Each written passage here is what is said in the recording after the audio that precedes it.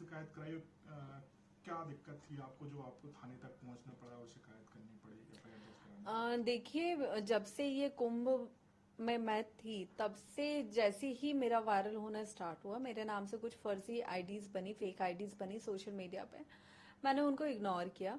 और उसके बाद जब उन आईडीज से पैसे की डिमांड की जाने लगी, मेरा एक वीडियो था जिसमें मैं महाकुंभ में साधु संतों को, कुछ कलवासियों को ब्लैंकेट डोनेट कर रही हूँ।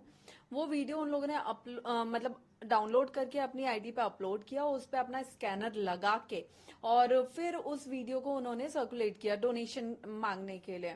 वो जैसे ही मुझे पता चला तो मैं भोपाल आई, यहाँ से 15 दिन पहले की बात है, मैंने उन 3-4 आईडीज के अगेंस्ट कंप्लेन करवाई।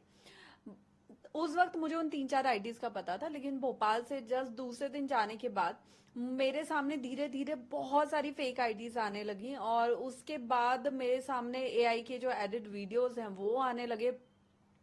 जब वो सारा हुआ तो उससे मैं मेंटली बहुत ज्यादा डिस्टर्ब हो गई। और इन वीडियोस पे, जो फेक आईडी पे वीडियोस डले हुए थे, जो भी फोटोज डली हुई थी, उसमें ये दिखाने की कोशिश कर रहे थे कि भाई आप जिनको साध्वी मानते हो वो देखो क्या कर रहे हैं, वो तो आपका महाकुंभ में आपसे पैसे कमाए हैं और वो जाके दुबई में उड़ा रहे हैं। इस तरह के वीडियोस बहुत ज्यादा। और मुझे तो ये नहीं समझ में आता है कि कुछ लोगों ने जो रोस्ट कर रहे हैं, ट्रोल कर रहे हैं, उन्होंने ये चला दिया कि हर्षा रिछारिया ने महाकुंभ से इतने पैसे कमाए हैं। तो हर्षा रिछारिया किस आधार पे पैसे कमाती है? हर्षा रिछारिया ने वहां कोई दुकान तो लगाई नहीं, वहां कोई बिजनेस किया नहीं। हर्षा रिछारिया कोई साध्वी संत थी नहीं, वो बराबर बोल रही थी, तो हर्षा रिछारिया को दान दक्षिणा देने का सवाल नहीं उठता है। तो हर्षा रिछारिया कैसे पैसे कमाती है? हर्षा रिछारिया वहां अध्यात्म की खोज में गई थी, साधु संतों से मिलने गई थी, उनका आशीर्वाद प्राप्त करने गई थी, वही करके वो लौटी है।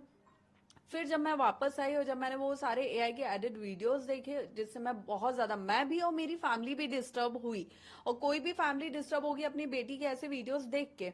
तो उसके बाद मैं वापस भोपाल आई और मैं साइबर सेल गई। वहां पे मैंने सारे जितनी भी आईडीज थी, करीब 55 के आसपास वो आईडी हैं, जिन पे मैंने पूरी कंप्लेंट करवाई हुई है। और ये दूसरे धर्मों की कुछ ज्यादा ही हैं, क्योंकि वो ये दिखाना चाह रहे थे और वो ये जताना चाह रहे थे कि भाई आप जिनको साध्वी मान रहे हो वो कर क्या रही हैं। तो वो युवा मुझसे ना जुड़े, मेरा नाम खराब हो जाए, और मैं धर्म की ये जो बात करती हूँ वो मैं ना करूं, उसके लिए सब करवाया गया है। तो क्या आप लग रहा है आप टारगेट किया जा रहा है? बिल्कुल टारगेट किया गया है।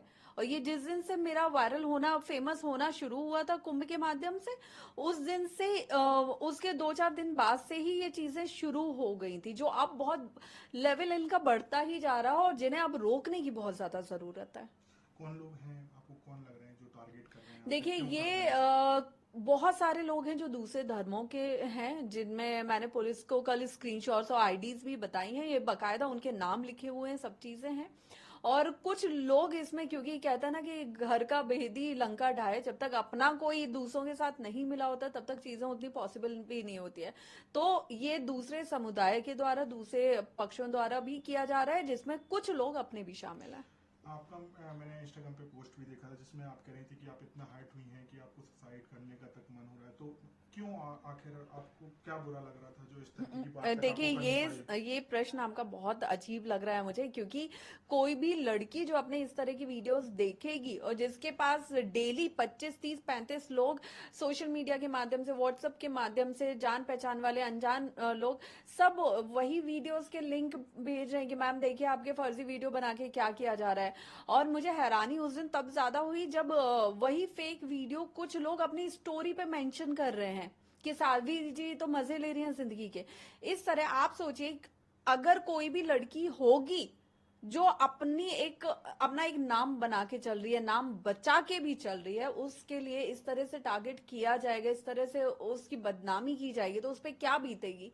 और उसके बाद भी जब मैंने पहली बार वीडियो देखा तो मैंने ईश्वर से यही निवेदन किया था कि भगवान ये वीडियो मेरे घर तक ना पहुंचे। और मुझे याद है जिस दिन पहली बार मेरे भाई ने वो वीडियो देखा था, उस पर क्या बीती थी, उसकी आवाज मैंने फोन पे क्या सुनी थी ना, ये सिर्फ मुझे पता है।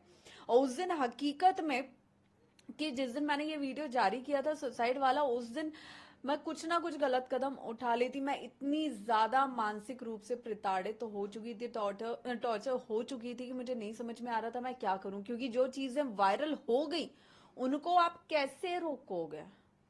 पुलिस से भी आपको क्या आश्वासन मिला है? आपने एफआईआर दर्ज कराई है देखिए, मैंने एफआईआर दर्ज करवाई है और जितने भी फेक आईडीज थी 55 के करीब उन सब के खिलाफ करवाई है और पुलिस ने इन्वेस्टिगेशन चालू भी कर दिया है। उन सब के यूआरएल भी हमने दिए हैं, तो सब पे इन्वेस्टिगेशन हो रहा है। उनके सोर्स का भी पता लगाया जा रहा है कि कहाँ से वो पहला वीडियो शुरू हुआ सर्कुलेट होना, वो भी पता लगाया जा रहा है।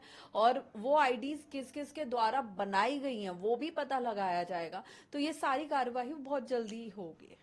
हर्षा जी, मैंने आपको देखा प्रयागराज में, तो आपका उद्देश्य क्या है? अब आप किस तरफ आगे बढ़ने वाली हैं? क्या अध्यात्म की तरफ या साध्वी की तरफ, या जो आप मोटिवेट नए लोगों को, युवाओं को करना चाहती हैं उसी तरफ बढ़ेंगे? देखिए, हर्षा रिछारिया अब महाकुंभ में किस दिशा में जाएगी यह हर्षा को भी नहीं पता था, क्योंकि हर्षा रिचारिया सोच के आई थी कि मैं ज्ञान यहाँ से प्राप्त करके बहुत सारे साधु संतों का आशीर्वाद लेके जाऊंगी, लेकिन महादेव ने कुछ और ही निश्चित किया हुआ था, वो पूरी दुनिया को देखने को मिला है।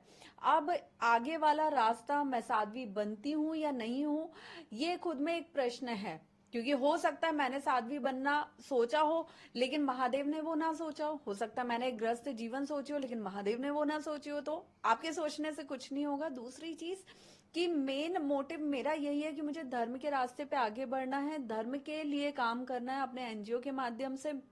युवाओं को, जो हमारे धर्म को नहीं समझते हैं, जो ये सोचते हैं कि नहीं सब बराबर है, भाईचारा ही सब कुछ है, उनको बताना है कि भाईचारा किसी एक के सोचने से नहीं होता है।